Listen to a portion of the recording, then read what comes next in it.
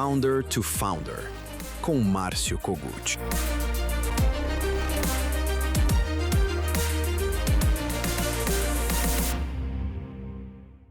Muito bom dia! Está começando agora mais um programa Inovação e Negócios, diretamente pela Record News para todo o Brasil.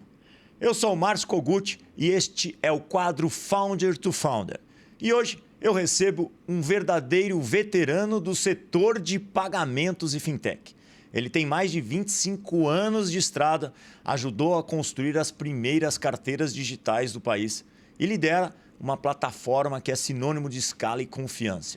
Otávio Fará, CEO da Fitz. Otávio, seja muito bem-vindo ao Founder to Founder. Obrigado, Márcio. Satisfação estar aqui. Legal. A gente vai bater um papo bem legal sobre a parte de infraestrutura financeira, de fintech. Mas antes de a gente começar essa conversa, Otávio, queria que você contasse um pouquinho para a gente quem é Otávio Fará até chegar a criar o antigo Fitbank, que hoje chama Fitz. É o Fitz, é isso aí. Bom, eu trabalho com tecnologia financeira há 25 anos, né, como você falou, mas eu sempre fui um entusiasta de tecnologia, né? Eu sou administrador de empresas formado, mas eu sempre gostei muito de entender o que estava por trás, como é que as coisas funcionavam, né? Então, eu sempre estive próximo da tecnologia. Coisas da vida, estava trabalhando com outra coisa. Na primeira oportunidade, aos 25 anos de idade, que eu tive de trabalhar com a tecnologia, eu fui para lá e não larguei nunca mais, né? Então, no passado, eu passei por uma empresa, né? Eu era executivo de uma empresa de pagamento de frete. Era um mercado, ainda é um mercado muito grande no Brasil, né? Eu brinco com o pessoal que o pagamento de frete, hoje em dia eu vejo muitos setores, né? Mas o pagamento de frete continua sendo extremamente complexo, né? E a gente estava lá operando o dia a dia, a gente fazia a gestão da relação das grandes operações de transporte, 80% da soja do Brasil, 50% do cimento, né?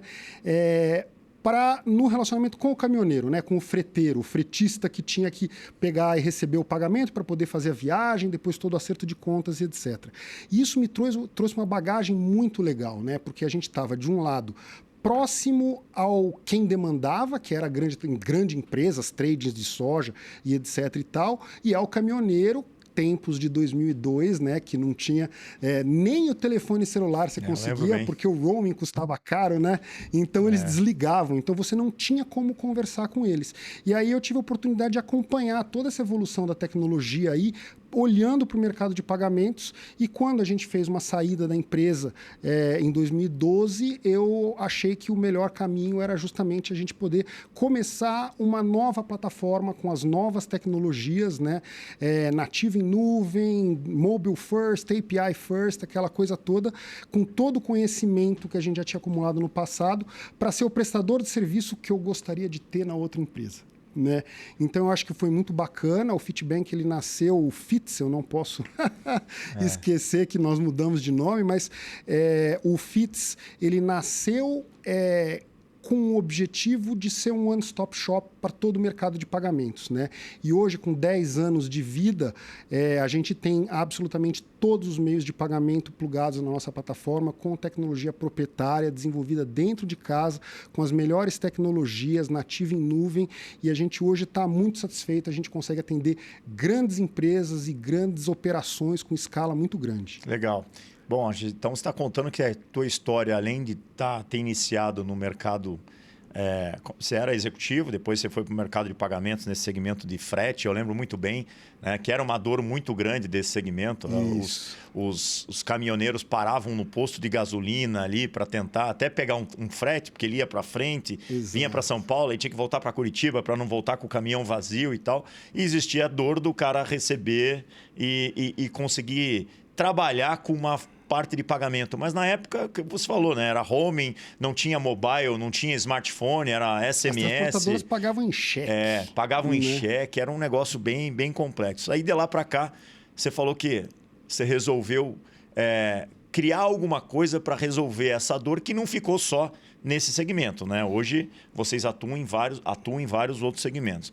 O Fitz hoje já tem mais de 10 anos, né? 10 anos. 10 anos. Fizemos 10 anos no ano passado. 10 anos no ano passado. E nesses 10 anos, quando o Otávio chegou para iniciar o Fitz, era outro mercado, era outro setor, né, cara? 10 Sim, anos atrás, iniciar com uma fintech, ninguém ainda sabia o que era fintech. Ninguém ainda sabia como tudo isso ia funcionar, até porque o Nubank surgiu, acho que talvez um pouco depois, Foi né? em 13. Foi em 13 com o cartão. Isso, a 13. conta deles é de 2018. Que eles são nossos clientes desde antes de ter a conta. Olha que legal. Então, de lá para cá, nesse mercado, Otávio, o que você viu de transformação? Principalmente porque você foi meio que um pioneiro, um veterano, né? Quantos anos você tem hoje? 50. 50, ó, já meio século, que nem eu. Sou um pouquinho mais velho que você, mas somos veteranos, né, desse mercado. Hoje em dia tem tanto jovem, né? Eu conversei recentemente com o Rodrigo Tognini da Conta Simples, conheço o pessoal lá da Brex lá também, o Henrique, o Pedro. Tem os jovens, né, que são super revolucionários. A gente é um pouquinho mais veterano, traz uma bagagem de experiência em cima desse mercado. O que você viu nesses 10 anos de dor que você veio resolvendo à frente do FITS? As principais dores do mercado financeiro. Eu acho que muito tem a ver com o aprendizado da minha outra empresa, né?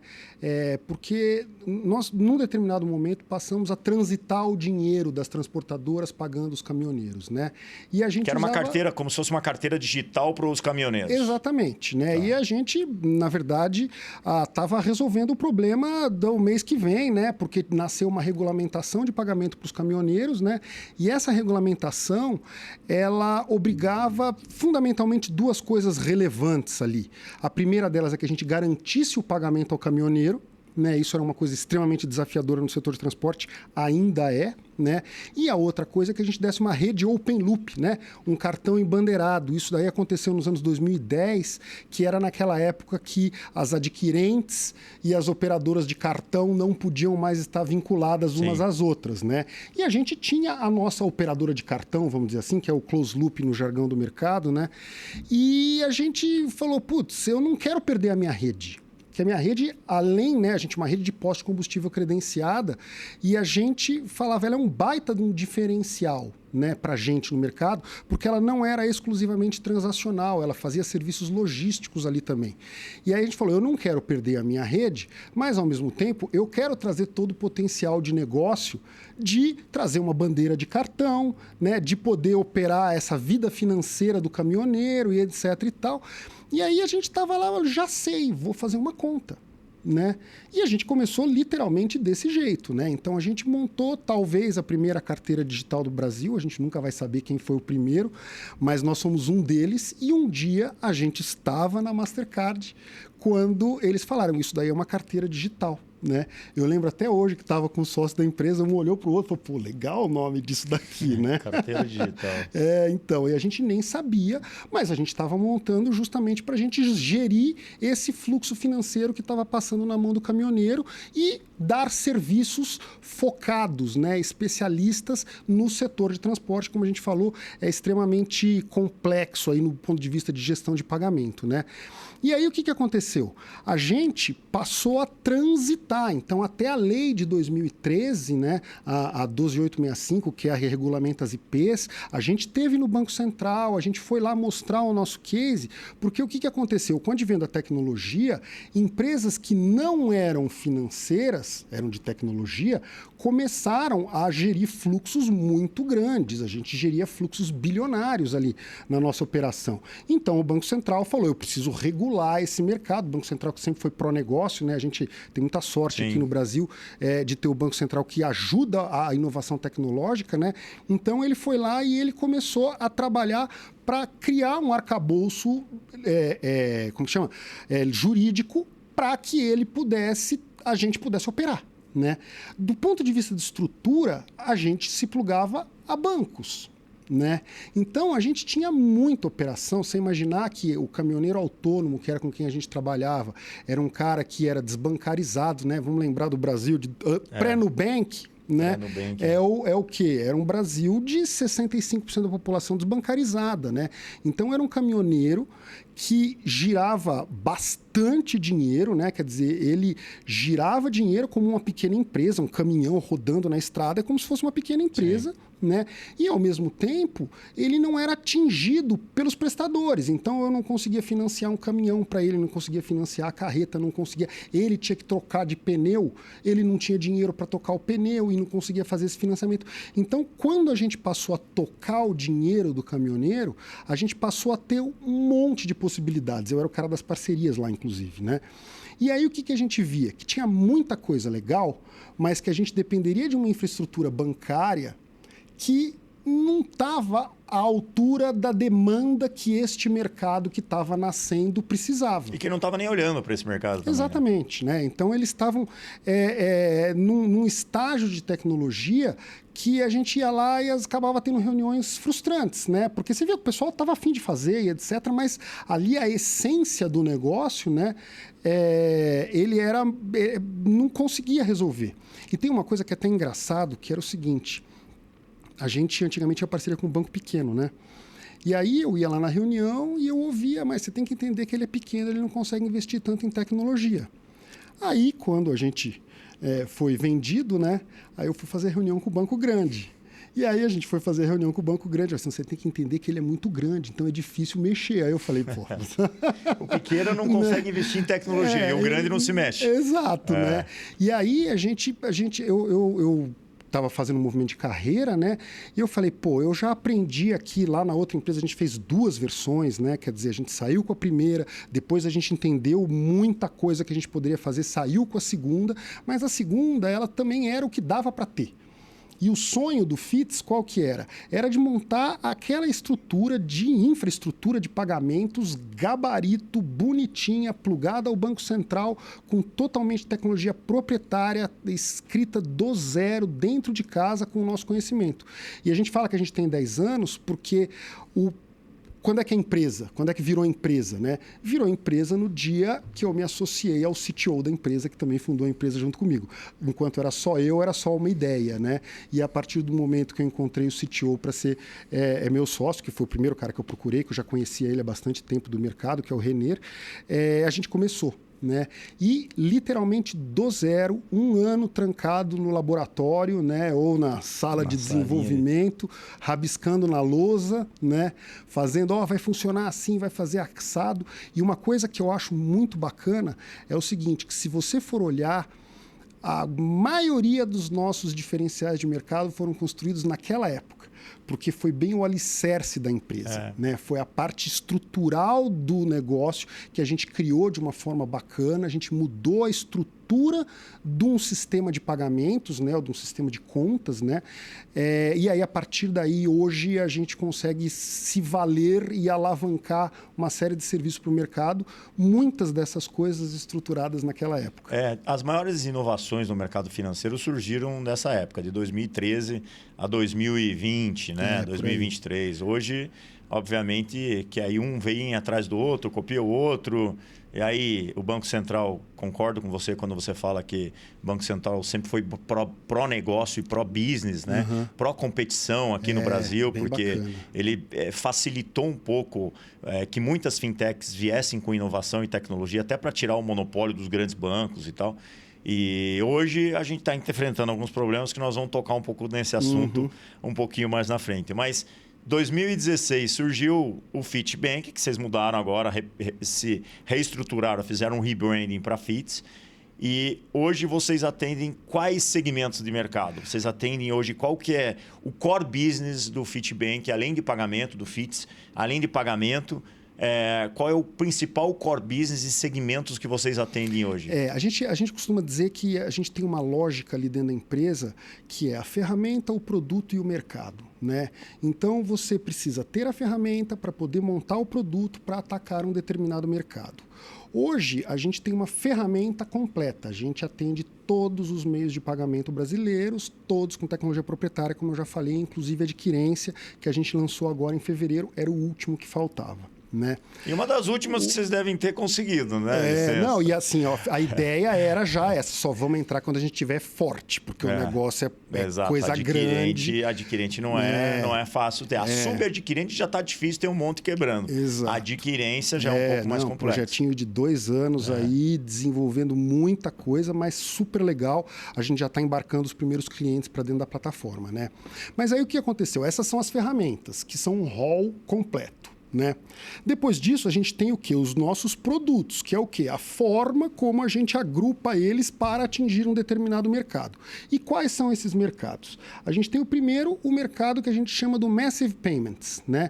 Então, o Massive Payments é o brinco que é a pancadaria, é os caras que precisam de volumes absurdos de pagamento. Então, a gente atende rede social, a gente atende essas grandes empresas chinesas que fazem a importação e precisam pagar, né? Você sabe disso. Sim. Você comprou um negocinho lá de $5, ele tem que gerar 2 guias no seu CPF. E para ele poder embarcar um caminhão, às vezes tem milhares de guias lá dentro. E ele fechou a carga, ele precisa soltar o caminhão. O que ele faz? Comunica com a gente paga 24/7, a gente dá cobertura de 100% dos impostos e das concessionárias de serviço público, então a gente consegue dar muita agilidade a isso. A gente paga influencer de rede social, a gente consegue fazer isso, que é o pessoal contas, né? Então a gente atende as maiores fintechs, absolutamente todas as grandes fintechs do Brasil são nossos clientes, pagando conta, né? Eu lembro o pessoal do Nubank, que a gente já falou deles aqui no começo, quando estava nascendo a conta, que eles falaram pra gente, eles falaram assim, antigamente o banco tinha problema de cobertura, mas ele trazia o cliente também regionalmente, porque ele trazia o cliente em cima das agências que ele tinha. Então, eu não pago o imposto de uma tal cidade, mas eu também não estou nessa cidade. Então, era um ruído, mas não era nada muito problemático nisso. De repente, eles falaram, eu sou um banco digital. Meu cliente está fazendo download do meu aplicativo para abrir a conta comigo em qualquer lugar do Brasil. Ele tem um CPF, ele pode abrir conta comigo. E lá eu não tenho agência, e nem próxima de lá eu tenho agência. E eu não quero montar uma estrutura que, se você for pensar, o Banco do Brasil, que é uma empresa, né, uma organização centenária, não tem todos. Né? Então, e a conta deles? Nasceu com cobertura total, porque a gente consegue oferecer isso. Né? Então, a gente consegue dar uma agilidade muito grande e por isso que eu chamo essa área do Massive Payments, né? Porque são milhões de transações em alta escala, operação nervosa, aquela coisa bem divertida. Assim, a gente gosta do negócio, né? Então, a gente vê isso daí, a gente gera Pix, QR Code para e-commerce, né? Então, tudo isso é o que a gente chama de Massive Payments. A gente tem um outro setor, né, que é o setor das integrações com os ERPs, que eu gosto de chamar dos ecossistemas. Né? O Fitbank, no final das contas, ele nasceu para isso. Né? Eu estava lá em um ecossistema, que era o ecossistema de pagamentos. Eu vi a importância que a informação que era gerada nos sistemas de gestão dos meus clientes fazia para que a gente pudesse dar uma gestão do fluxo de pagamento para eles, né?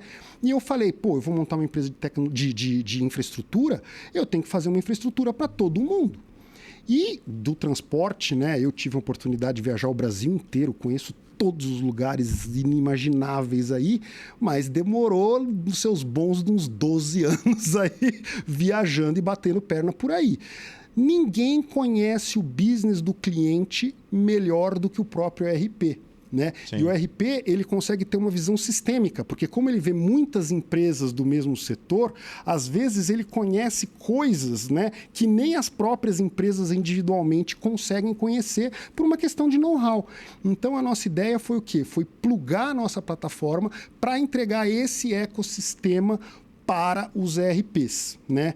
E aí o que a gente faz com eles? A gente literalmente leva receita recorrente nova para o ERP que está melhorando o atendimento do cliente, está trazendo receita recorrente, está aumentando a fidelização dele, né? E está facilitando o onboarding de um cliente. A realidade de trocar KNAB com banco, ela é só fricção.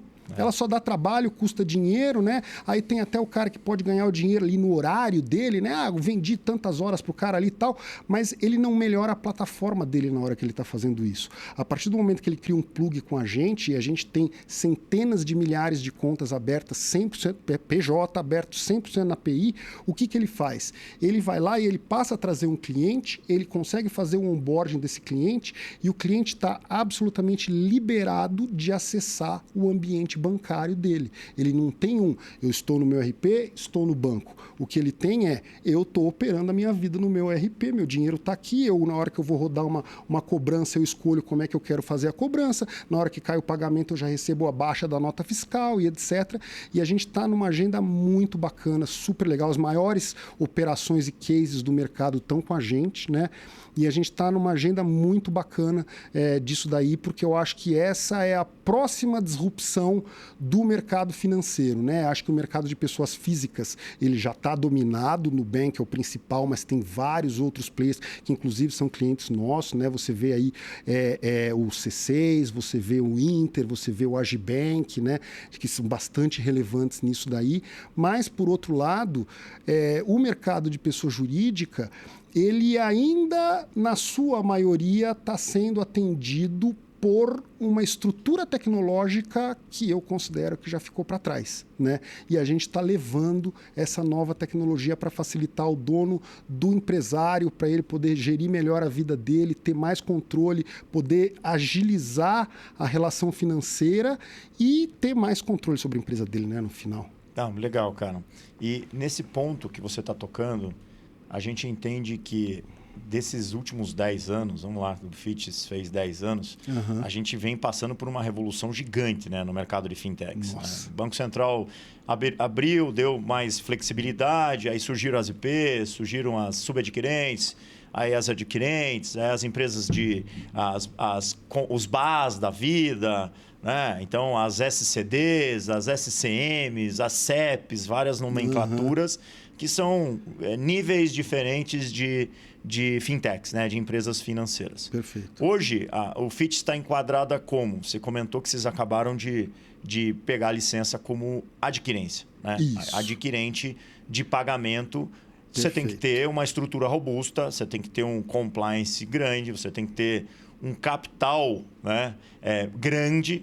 Né? A gente viu que recentemente teve uma adquirente grande, aí a Entrepay, que foi liquidada pelo Banco Central. E eu vi que teve um movimento há uns anos atrás que muitas adquirentes deixaram de existir. Subadquirentes agora estão complicadas, porque subadquirentes ela está embaixo de uma adquirente que depois processa o pagamento para algumas determinadas empresas. Então, vocês hoje estão enquadrados como adquirente, como SCD e como IP que são empresas e instituições de pagamento. Exato. Então, é esse tipo de serviço. Então, e qual é a SCD de vocês é grau o quê? 3, 4? É 3. 3, grau 3, né?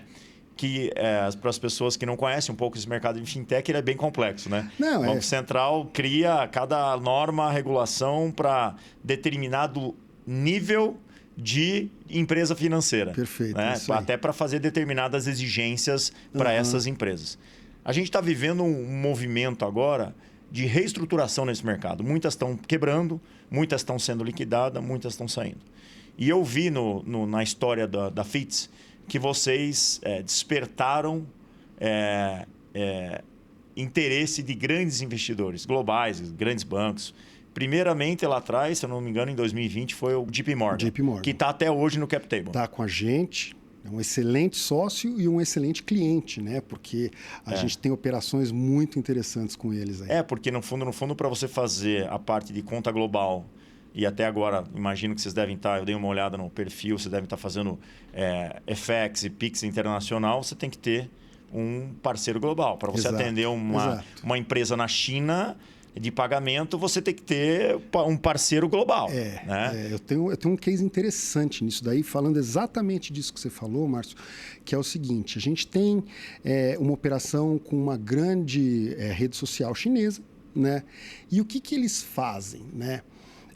Na lógica deles, o mundo inteiro é uma complexidade. Então, eles estão trabalhando para simplificar isso, né? Lidar com moeda, com regulatório, com estrutura em cada um dos países e etc. Né? Quer dizer, o nosso país tem as suas complicações burocráticas aí, mas eu já vi algumas coisas e o mercado financeiro não é um privilégio exclusivo do Brasil, né?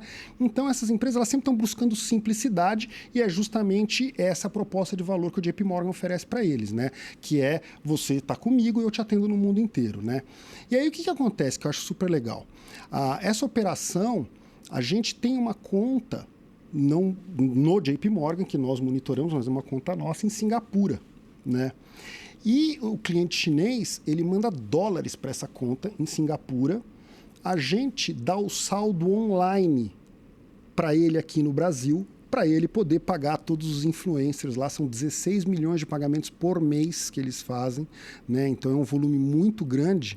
E tem uma coisinha a mais aí, como você falou do compliance, das exigências, é que a nossa plataforma ela está sujeita a todo o compliance brasileiro, que a gente tem que cuidar, né? Mas como eu estou com o JP Morgan junto, eu tenho que atender às obrigações de compliance dos Estados Unidos também. Sim. Então, o que a gente faz? A gente recebe o dinheiro, dá o saldo para a rede social aqui no Brasil e naquele momento, na hora que ele pede um Pix, eu valido aquela pessoa pelo compliance brasileiro, pelo compliance americano, a gente vasculha a restrição da ONU, o OFAC, etc., tudo em tempo de transação e a gente consegue fazer um Pix fazendo todas essas validações de capacidade financeira e etc. em 0,18 segundos. Né? Caramba. Então, quando a gente fala de massive payments, de velocidade, é um negócio nesse sentido. Quer dizer, a gente, em tempo de transação, consegue validar se o dinheiro sai ou não sai e depois que a gente validou, a gente consegue mandar e tudo isso demora 0,18 segundos para acontecer. Que legal, hein? Então, no mercado, você tem uma massive payments, né? Pagamento em massa, e atende clientes globais numa fração de 0,18 segundos. Exatamente. Pô, isso é muito fantástico. Otávio, vamos falar um pouquinho sobre agora essa mudança que está acontecendo no mercado aí e todo esses últimos 24 meses. A gente já falou sobre os últimos 10 anos. Vamos falar o seguinte: quais são os próximos, além da adquirência que vocês agora no FITS trouxeram? Porque eu vi que vocês são muito fortes em pagamento. Pelo que você está me falando aqui, sim, o core business principal de vocês está no pagamento. Bastante, né? Eu já conversei com vários outros fundadores aqui de fintechs. Um é muito forte, domina o mercado de conta de PMEs, de pequenas empresas. O outro é forte também na parte de emissão de CCB, consignado, crédito consignado. Você está trazendo que vocês são muito fortes em pagamentos em massa. A gente tem só um detalhe nisso, Márcio, que é o seguinte. Hoje, a gente, como se pluga ERPs, né, eu considero ele um cliente meu. Mas embaixo dele, eu tenho centenas de milhares de contas em cada um deles, né?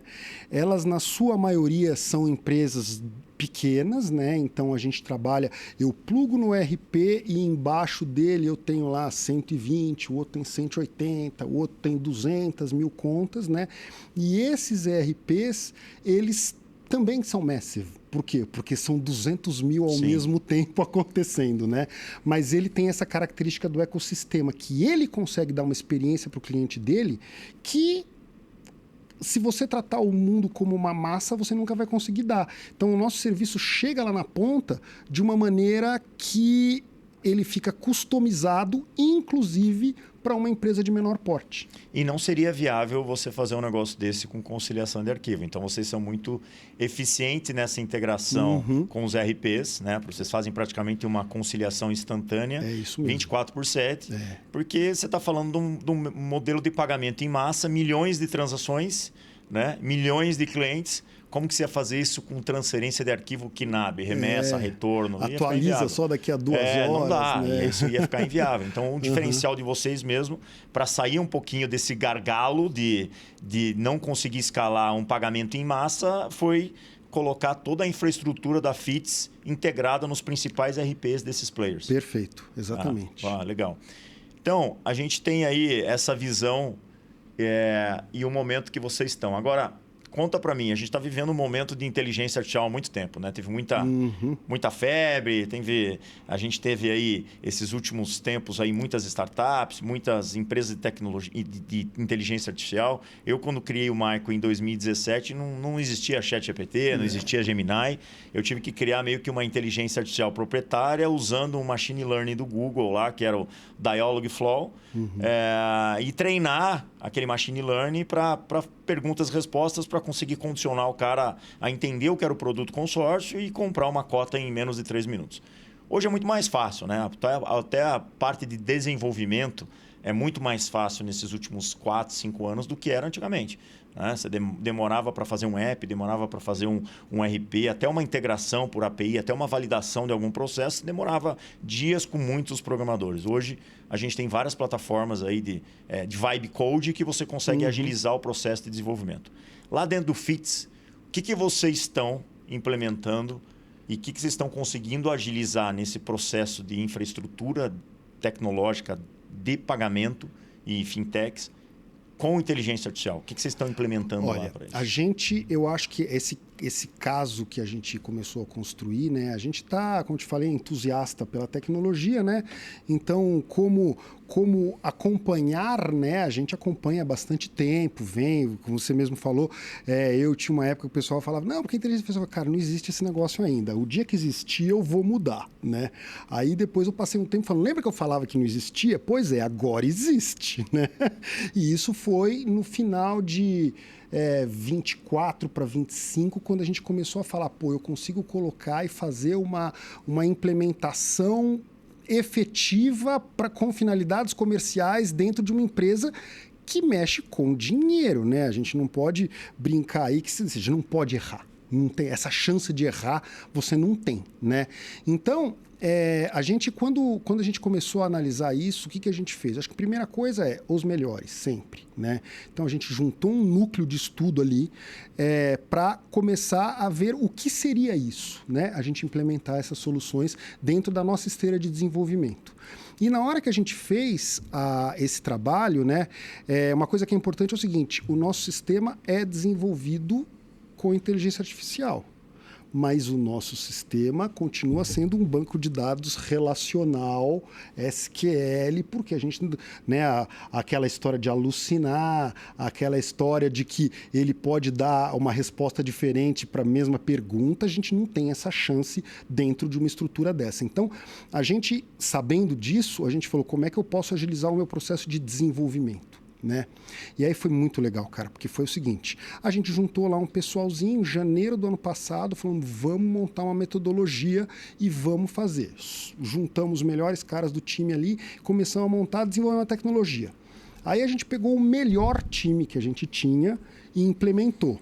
E a gente funcionava em ritmo de sprint, né? A cada 15 dias a gente tinha uma nova sprint entrando, e aí você tinha o planejamento da sprint, você tinha a sprint propriamente dita, e depois os nossos 15 dias era o release para você botar o produto no ar, né?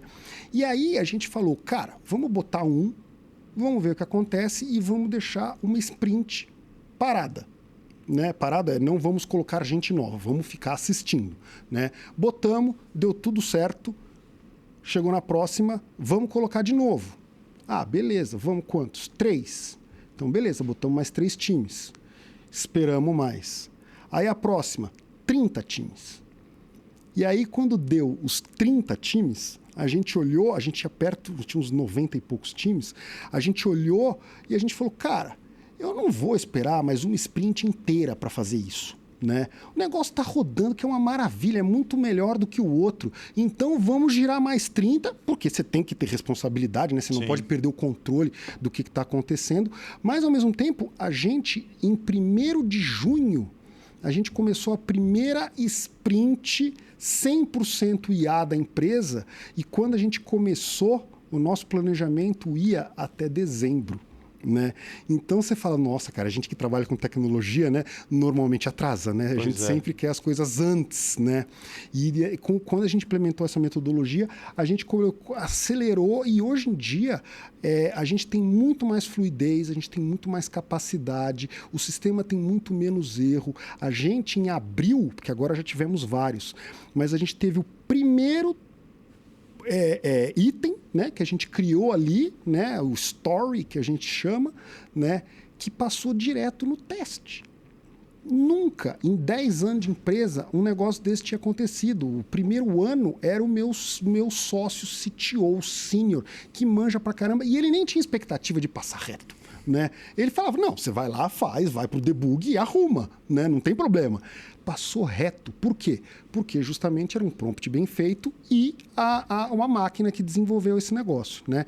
Então, dentro da nossa área de tecnologia, eu tenho um baita orgulho do que a gente está fazendo lá, porque realmente o negócio está funcionando muito legal.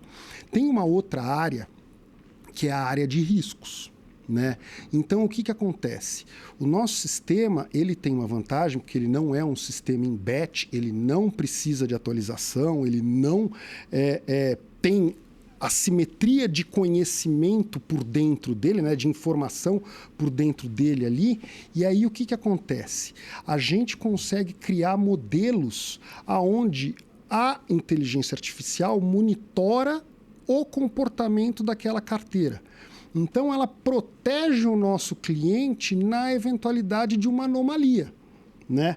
A gente sabe, o hacker está aí e ele não para. É o tempo inteiro. Né? Então, às vezes, o pessoal pergunta assim, você já sofreu algum ataque? Sofrer ataque, qualquer um que está nesse mercado todo já dia sofreu. O que você não pode é deixar o cara conseguir levar alguma coisa embora. Né? E a gente tem uma capacidade de criar regra, né, online. Então, eu consigo pegar e analisar a transação em tempo de transação, que é a mesma história que a gente faz para a rede social, de pegar e falar, essa transação aqui, ela se encaixa no perfil que eu espero? Né? Recentemente, eu tive com o pessoal que eles tiveram um problema na operação deles, e o que aconteceu? Só pagava a conta do fundo, que era CNPJ. E, de repente, começou a sair Pix para a pessoa física da conta dele. Aí, e não pegou. Por quê? Porque muitos desses sistemas eles só conseguem fazer uma análise pós-fato. Né? Ele não consegue brecar. Não consegue fazer uma predição, né? Exatamente. E a gente não só já tem uma série de regras no D0, né? Porque eu não dependo da inteligência artificial, mas eu me valho dela para acrescentar uma nova camada de segurança dentro de todas essas regras que a gente já tem criadas, para que se ela percebe uma anomalia que não está prevista, mas ela vê que saiu de um padrão que o nosso cliente opera, o que ela faz? Ela trava a transação e ela não deixa a transação seguir. Seja de saída, seja de entrada. Porque na hora que, de repente, uma instituição, e a gente teve isso daí no mercado muito, as instituições tomando hack, eu não posso receber o dinheiro. Então, se de repente o cara está mandando... Porque, às vezes, o que ele faz? Ele manda dinheiro para conta boa. Né? E por que ele faz isso? Porque ele quer o dinheiro que ele realmente quer pegar, né? Tipo, ele rouba 1 milhão, que não é 1 milhão, é mais que isso, né? Para levar 500 mil embora. E 500 mil é o quê? É para despistar. Né? Então você tem que conseguir bloquear o dinheiro de entrar. E a gente passa a ter a capacidade de não deixar nem só o dinheiro sair, como eventualmente um dinheiro que não é bom, vamos dizer assim, entrar dentro da nossa plataforma. Não, entendi. Então vocês estão bem avançados aí nesse processo de desenvolvimento com o IA, bem monitorado, né? Não só para criar os squads mais eficientes, porque na era que não existia AI, a gente sabe muito bem que esses squads demoravam, atrasavam, nem sempre funcionavam, era um parto, era reunião de sprint, eu já passei por tudo isso. E hoje vocês meio que automatizaram e criaram um esquadrão de IA ali para executar esses squads. E também estão implementando IA nesse processo meio que preditivo, né? De monitoração de fraude, monitoração de segurança. Que eu acho que as empresas de tecnologia, as fintechs, hoje em dia, que não investirem em predição e inteligência artificial para controlar mesmo possíveis ataques, segurança, até políticas internas de lavagem de dinheiro, né? PLD, porque vão ter problema. E coisas assim, às vezes tão simples como a entender aquela enxurrada de normas que o Banco Central trouxe e poder extrair disso qual é o impacto que isso tem dentro da nossa empresa, né? Eu lembro, a gente estava no final do ano passado falando assim, toda sexta-feira o Banco Central sai uma norma, né? A gente está num call, né? Toda sexta-feira o Banco Central solta uma norma nova, né? Alguém falou, deu 2 minutos, chegou o e-mail da norma nova naquela sexta-feira, né? E aí, assim, o tempo que as áreas de suporte, eu digo suporte né, jurídico, compliance, a área de produto, que tem que especificar o que a gente vai fazer, etc., ia tomar para poder entender todo o material, saber qual é o impacto, fazer o estudo de como que nós vamos implementar isso daí. Isso daí, hoje em dia, você consegue pegar e usando bem a inteligência artificial, isso daí reduz o prazo de entendimento uma barbaridade, né? Além de entender, ela já vê se você está cumprindo ou não e já fala o que você precisa cumprir. Ó, saiu uma norma nova, aqui está tudo certinho com você, mas aqui você tem que fazer esse tipo de ajuste, já aciona o squad que já começa a trabalhar. Perfeito, né? É isso aí. Realmente, hoje em dia, o processo tá bem diferente. Tem que tomar os cuidados, que é o que você falou, né? A gente tem várias plataformas de vibe code aí hoje em dia. Acho que o grande erro é você, como uma instituição financeira, você tem que saber qual você está escolhendo, não deixar os teus programadores usarem recursos e componentes públicos, né? Não, exatamente. Porque senão isso que dá o maior problema, porque aí você vai estar usando um recurso e um componente que está num GitHub, que está num repositório e depois é isso que acaba abrindo brecha para invadirem o teu Pix e fazerem transferência. Exato, você tem que ter o controle, né? Então, esse tipo de coisa dentro do nosso TI, ele não entra, né? A gente não faz, mas a gente acaba usando, assim, na área de negócios, vamos dizer assim, da nossa empresa, né?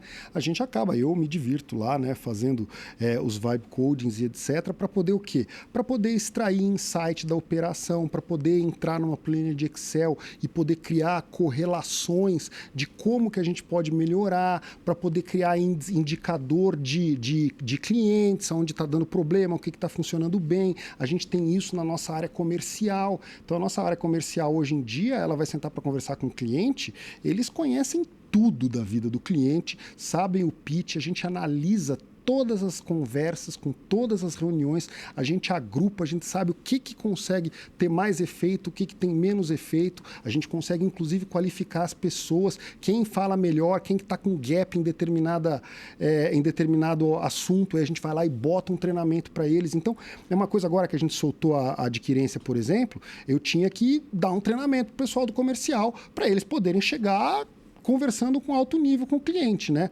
A gente começou marcando uma reunião no escritório, botamos o gravadorzinho ali, o upload, para ouvir a conversa, e a partir disso a gente começou a criar o material de treinamento, entender o que é dúvida, como é que funciona, quais são os questionamentos, o que tem. E aí, de repente, numa reunião com o cliente, aparece uma pergunta, eu consigo identificar isso daí e treinar o time inteiro no mesmo dia.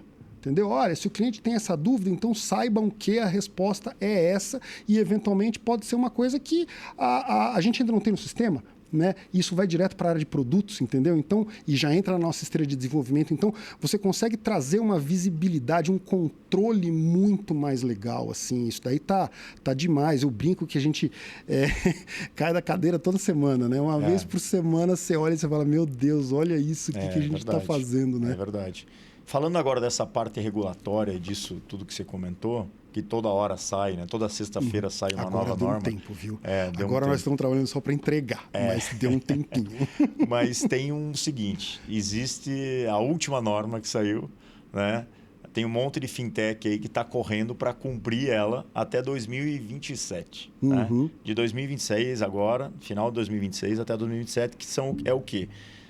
O Banco Central aumentou o capital social, né?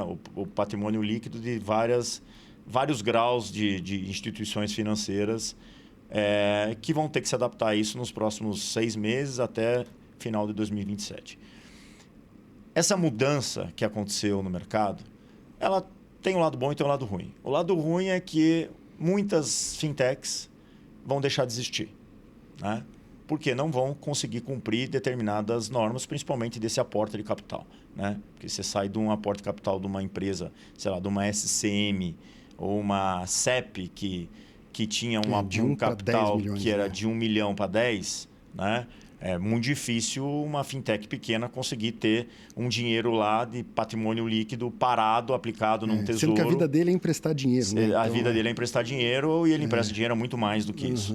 Então, nesse momento, a gente sabe que isso vai atrapalhar um pouquinho a competição, né? Porque, afinal de contas, vão ter menos players no mercado, porque as menores vão sair e vão ficar poucos. A gente sabe que isso é uma segurança para o mercado, porque, como a gente comentou aqui anteriormente, teve vários grandes bancos aí, Master, teve adquirentes liquidadas, teve empresas que foram invadidas, teve empresas que usavam conta bolsão para lavagem de dinheiro. Então, teve um monte de coisa e realmente o Banco Central teve que botar uma pausa, né? Teve que botar uma pedra em cima disso e falar, como que eu vou dar uma melhorada nesse mercado que estava muito confuso. E como eles não tinham muita equipe no Banco Central para fiscalizar tudo isso, eles acabaram aumentando o sarrafo, a barra, para que automaticamente muitas deixem de existir e aí eles usem a equipe que eles têm para fiscalizarem as empresas maiores. Na tua opinião, você entende que vocês, obviamente, para outros fundadores que eu entrevistei de grandes outras fintechs, eles já estão se adaptando em cima disso, até porque tem funding, né? Vocês têm um investidor grande e tal. Na tua opinião, você acha que isso é importante acontecer? Não vai atrapalhar um pouquinho a competição? Ou você acha que é muito cedo ainda para pensar a respeito disso? Tem que esperar muito a sair? Olha, eu acho que isso é uma coisa positiva no mercado, né? Eu acho que o Banco Central ele sempre teve uma postura pró-negócio, né? Mas, como você mesmo comentou, chegou num determinado momento que estava entrando tanta gente que ou o cara estava mal intencionado ali, né? Podia ter um ou outro, ou às vezes era um cara que estava subestimando a relevância e a importância de todas essas coisas que a gente acabou de falar aqui, de zelar pela tecnologia, de ter compliance, de ter governança, de ter uma segurança cibernética muito forte, né, e etc e tal. A gente sabe que não foram só as fintechs que tiveram problema com hack, né? Isso daí teve recentemente aí um grande banco brasileiro. Grandes, até a própria a Sinqia, que foi comprada pela Evertec, uma empresa global também, teve um problema gigante. Sofreu um aí também. BTG Tudo é público na mídia, né? Então a gente sabe de muito, tem muitos outros que não estão públicos, que eu que estou no mercado, vira e mexe, a gente encontra com alguém. Mas eu acho que isso daí é para amadurecer o mercado, né? Então a figura jurídica dessa empresa, ela não deixa de existir, né? Então quando você está falando, por exemplo, de uma SCP, ela hoje tinha a possibilidade de ter o plug dela direto lá no Banco Central, o capital subiu, o plug ficou mais difícil, etc. e tal, mas ela vai poder continuar contratando esse tipo de coisa as a service, né? Então eu acho que a filosofia da infraestrutura como fim, né, como atividade fim, nós somos uma empresa de infraestrutura para isso. A gente respira a tecnologia, a gente respira a legislação, a gente respira todas essas coisas para justamente poder baratear o custo, né, e melhorar a nossa operação para poder atender os nossos clientes com um nível de excelência que ele, sozinho, numa empresa que eventualmente tenha outro foco e também esteja fazendo isso, né, não consiga colocar. Então, eu acho que, de uma certa maneira, e aquele negócio, qual é a dose, né? Isso daí a gente ainda não vai conseguir saber, né? Mas o que eu percebo é o seguinte, eu não vi nenhuma empresa concorrente nossa, organizada e etc., que não esteja, a não ser sofrendo do ponto de vista de que tem um monte de coisa para fazer. Sim, tem que dar né? uma segurada um pouco no crescimento para botar a casa em ordem para cumprir as regras. Exato, né? Quer dizer, a gente também está com um time dedicado, isso consome uma atenção relevante da nossa empresa, mas, de novo, a gente vive disso. Né? Então a gente faz desse negócio. Em compensação, aquele que sempre falta verba, nunca tem prioridade, vamos que vamos, e etc e tal, né? Ele está tentando falar, cara, eu vou me organizar de uma outra maneira. E aí a dose, né? Eu particularmente não vi ainda nada que eu falei, pô, essa daqui foi meio pesada, né? Então, assim, eu não sei se até que o pessoal no detalhe conhece as obrigações, mas, por exemplo, foi o MED 2.0. O que é o MED 2.0? Antigamente, com 1.0, teve um problema de alguma fraude aqui. Ele mandou o dinheiro para uma conta laranja. A pessoa que tomou a fraude, ela só conseguia chegar nessa conta. O 2.0, ele cria uma cadeia. Então, se esse dinheiro passou por uma conta e foi para outra, essa pessoa que tomou a fraude consegue chegar nessa outra. Legal. Né? Na hora que você pega, por exemplo, conexão com polícia, né? Tem que fazer, tem que gerar um monte de informação, dá maior trabalho gerar as informações. Pô, mas a gente está mandando dado para a polícia para ela poder cruzar para pegar bandido. Né? Então tem um monte dessas coisas, né, que a gente vê acontecendo que eu considero que elas são meio ossos do ofício, né, vamos dizer assim. Elas são condições de um mundo muito mais digital, né, de uma bancarização da população. O Brasil, né, assim, tenho certeza que você também, né, a gente viaja para fora do Brasil e os caras falam, pô, você é brasileiro, real time payments, né, que é o nome que eles dão para o Pix, né, e a gente é tido como autoridade. Né? A reunião que a gente com o JP Morgan, a gente conversa e eles sempre batem papo com a gente, os americanos. E aí, como é que estão as coisas? O que vocês estão vendo de mercado? Quer dizer, eles têm interesse. Então, o Brasil é ponta na tecnologia financeira e eu acho que essas questões todas são justamente com o objetivo de trazer uma saúde maior para o sistema, porque não é proibido para ninguém. Você só tem uma barra para pular. Né? E essa barra daqui, a gente começou, né, na nossa operação plugado em banco. Eu não tinha. O Fitbank fez a primeira transação em setembro de 2016 e a nossa autorização para o Banco Central ela saiu em 2021. Né? A gente, naquela época, tinha que girar 500 milhões de reais por ano. A gente atingiu isso em 2018. A autorização saiu em 2021. Aí tem mais um ano de projeto para a gente conseguir plugar tudo lá e etc. Quer dizer, tudo isso daí não impediu a gente de conseguir ter todas as nossas conexões e etc e tal. Então, o Fitbank está aqui, né, o FITS, né, ele está aqui justamente para auxiliar uma série de empresas que tem uma tecnologia bacana, né? Eu falo muito dos ERPs, etc. Ele tem uma tecnologia bacana, ele tem um objetivo, mas a barreira do regulatório ainda é alta. Não tem problema, pode conversar com a gente aqui, a gente tem solução para isso, entendeu? E no futuro? No futuro ele vai fazer conta, ele vai fazer, nosso trabalho é fidelizá-lo ao máximo para ele achar que isso nunca vai ser uma necessidade dele, graças a Deus, bate na madeira aqui, tudo certo até hoje. Né?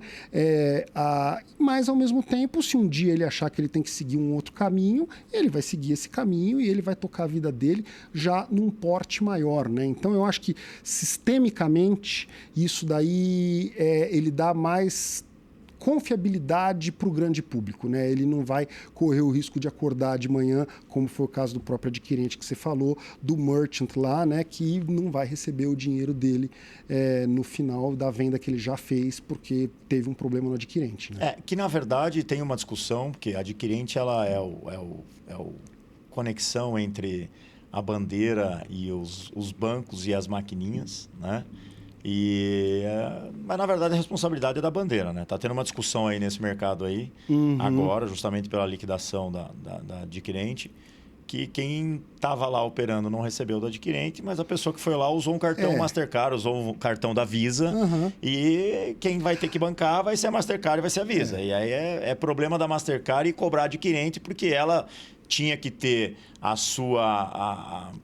o monitorar adquirente, tem que ter um patrimônio para poder, né? Vocês, para pegarem licença de adquirente, vocês têm que ter um patrimônio anexado, tem que depositar um colateral, tem que ter uma garantia, porque se der algum problema, o merchan lá, o estabelecimento vai cobrar adquirente, vai cobrar a bandeira. Exato. Que a pessoa vai lá e usa um cartão não da adquirente, ele usa um cartão da bandeira.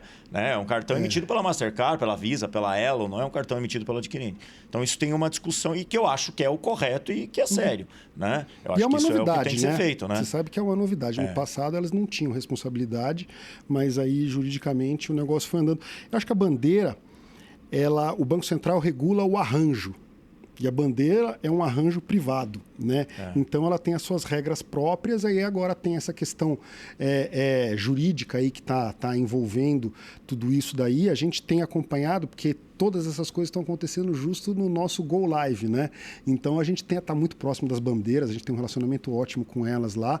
E eu acho que o importante é isso, elas estão preocupadas em zelar pelo sistema, né? Então, acho que todo mundo, né? O Banco Central também, as adquirentes, as bandeiras, as fintechs, eu acho que a gente está num momento maduro no Brasil, porque tem grandes bancos que utilizam até infraestrutura de fintechs, né? Então, no final das contas, eu acho que isso é importante para o sistema também. E como você falou, quem fazia o serviço meia boca, né? Porque existia muita fintech que ela era uma fintech, mas ela utilizava tudo de uma empresa regulada, né? Ela era uma empresa que oferecia um BaaS, um banco digital, oferecia um Pix, oferecia lá uma emissão de CCB, mas no fundo ela estava plugada a uma empresa que tinha as licenças e que ficava com toda a carga regulatória e tinha toda a responsabilidade. Obviamente que isso era o que funcionava, né? E vocês, empresas que tinham a licença, até precisavam dessas fintechs para até crescer, né? Porque, isso, né? Precisavam um monte de fintech querendo... Como é que a gente existir? Porque se tivesse que pagar para conectar, né? Não, pode conectar, tá aqui a licença, eu não tinha dinheiro, né? Então eu fui lá e me pluguei no banco, troquei arquivo com ele em 2016 ali tal, para a gente poder criar o nosso para você crescer construção. E hoje vocês conseguem ter a licença de vocês conseguem ter o capital, conseguem ter um investidor como o JP Morgan para poder ter ali dar uma base no negócio. Então eu acho que faz parte de um amadurecimento, né, do mercado financeiro para que o Brasil continue despontando na inovação tecnológica no mercado financeiro, mas que evite também ter tanta fraude. Porque vamos falar a verdade, né? Esses últimos 6 meses aí é todo dia uma liquidação, todo dia uma busca e apreensão, todo dia um negócio. Se não é bet, é jogo. Se não é jogo, é fraude. Se não é lavagem de dinheiro, então é complicado. Tem uma hora que tem que... Mesmo. Vamos dar uma acalmada agora e vamos começar a fazer um negocinho direitinho, porque ninguém confia mais. Mas uma coisa que eu acho que é bacana, Márcio, é assim, todos somos concorrentes, né? Mas a gente se ajuda, né? Então, quando você pega ali área de risco, piloto de reserva, o pessoal se conversa, o pessoal se acha, o pessoal se avisa, porque o setor não quer o fraudador. O setor, quem trabalha direito, não quer o cara que faz besteira junto, né? Então a gente se ajuda muito. Precisa, no caso do MED 2.0, por exemplo, precisa ter a ferramenta técnica para você conseguir viabilizar, que às vezes os caras exploram, né? Hoje em dia eles estão super avançados, eles sabem muito bem como funciona o sistema. Né? Não é o cara tá na louca ali, não. Ele sabe direitinho o que ele está fazendo, aonde ele tem que ir, como é que ele tem que fazer. Então, o setor se ajuda, eu acho isso demais. Tem grupo de WhatsApp, Deep Web, etc e tal. Todo mundo o tempo todo conversando para se ajudar. Por quê? Porque se um tomou a fraude, pode ficar tranquilo que eu segurei o teu dinheiro aqui. Aí vai lá e devolve para o cara na boa o dinheiro e tal. Isso acontece e todo mundo está interagindo. E eu acho que com essas medidas, né, voltando para a história do Banco Central ou das bandeiras, né, o objetivo de todo mundo é fazer com que o sistema como um todo tenha mais credibilidade, tenha mais transparência e um pouquinho menos de emoção para a gente, né? Não precisa também, né? A gente eu gosto de fazer Pix em 0,18 segundos, não de ficar segurando o hacker lá dentro, mas eles estão aí, né? Não tem jeito. Não tem jeito. Bom, Otávio, a gente está finalizando aqui o nosso papo, foi muito legal. Vou para algumas perguntinhas finais, meio que bate-bola. Legal. O Otávio, de 10 anos atrás, quando começou o FITS, se tivesse que fazer alguma coisa diferente, o que seria? Cara, eu acho que assim, a gente sempre dá para fazer melhor, né? Você sempre consegue melhor. Eu acho que assim, difícil sua pergunta, viu? Assim, a gente Eu acho que a gente poderia ter, talvez, focado especificamente em mais algumas coisas. E aí a gente teria... Né, porque tem a rampa de crescimento, né? Acho que a gente atravessou a arrebentação, mas eu acho que logo no comecinho ali, se a gente tivesse tentado fazer menos coisas, a gente teria crescido mais e ter mais força para fazer as próximas, né? A gente tem uma visão de que você tem que entregar o one-stop shop para o nosso cliente, mas, ao mesmo tempo, a trajetória é essa, né? Mas, sobretudo, eu estou muito satisfeito com os seed investors que a gente teve, que inclusive você conhece, que são caras nota 10, com os investidores que a gente teve, com o time que a gente formou ao longo dos anos, né? Então, a gente tem um pessoal lá muito forte, comprometido, trabalhando, que tem um baita orgulho desse negócio que a gente está construindo junto. E eu acho que a gente tem que olhar para o futuro aí do que vem pela frente, porque tem muita coisa legal. Assim, plataforma de tecnologia nunca está pronta, né? Mas ela está completa agora. Então, agora a gente consegue sentar na mesa e falar, pois não, o que o senhor precisa, né? Que legal. E no passado isso era difícil. E com o que você falou, com investidores aí, parceiros legais, né? Que são fundadores e que têm um track record gigante, especificamente até em mercado financeiro. E o JP Morgan, que você não precisa fazer muita apresentação quando você fala que mesmo. O teu sócio é o JP Morgan. Então, acaba ficando um pouquinho mais fácil. Bom, Otávio, muito legal. Obrigado pela tua presença aqui no Founder to Founder. Eu queria que agora, nos momentos finais, você desse um conselho de veterano aqui, porque aqui, chegando nos 50, meio século de vida aqui, empreendendo desde cedo, 25 anos de experiência em tecnologia, pagamento, começando lá na história do frete dos caminhoneiros lá, isso aí. E chegando hoje na FITS, que tem toda uma infraestrutura de pagamentos globais e tecnologia, né, para o mercado financeiro. Dá um conselho aí para os empreendedores que estão querendo começar no mercado de fintech ou que não estão querendo começar, mas estão nesse momento de ou eu tenho que arrumar dinheiro para poder continuar ou eu tenho que parar. Dá um conselho de veterano aí, o que fazer agora nos próximos desafios que a gente enfrenta aí. Legal. Não, eu vou dar um conselho e eu acho que esse conselho é para todo mundo que vai mexer com tecnologia, né? A gente está vivendo uma revolução como nós nunca vimos na nossa vida, né? Então, a IA chegou aí, nem os caras que estão fazendo a IA sabem onde ela vai parar, mas eu acho que a gente tem que abraçar isso daí e usá-la a nosso favor, mas independente de qualquer coisa, não subestime a tecnologia e se prepare para a escala, né? Porque tem muitas boas ideias que às vezes elas podem se atrapalhar justamente na hora que a proposta de valor vem à escala e a qualidade cai porque a tecnologia não foi preparada. E eu acho que isso daí foi uma coisa muito importante no nosso histórico. A gente sempre se preocupou com isso. Não foi fácil, não é fácil, mas eu acho que é uma coisa muito importante para todo empreendedor aí pensar que não subestime a tecnologia. O CTO é um cara que você tem que cuidar muito bem, porque senão o negócio pode ficar difícil no futuro. Exatamente. Bom, valeu, cara. Obrigado aí pela conversa mais uma vez. Obrigado aí pela tua participação aqui no Founder to Founder e parabéns pela jornada, pela história aí de veterano e tá crescendo cada vez mais agora, trazendo aí a adquirência aí para o FITS. É isso aí. Eu que agradeço a visita, bom te rever aqui, Márcio, muito legal e obrigado, pessoal. Valeu. E o programa Inovação e Negócios vai ao ar de segunda a sexta, às 8h15 da manhã na Record News, em TV aberta, no YouTube e em todas as plataformas digitais. Um grande abraço e até o próximo Founder to Founder. Founder to Founder, com Márcio Kogut.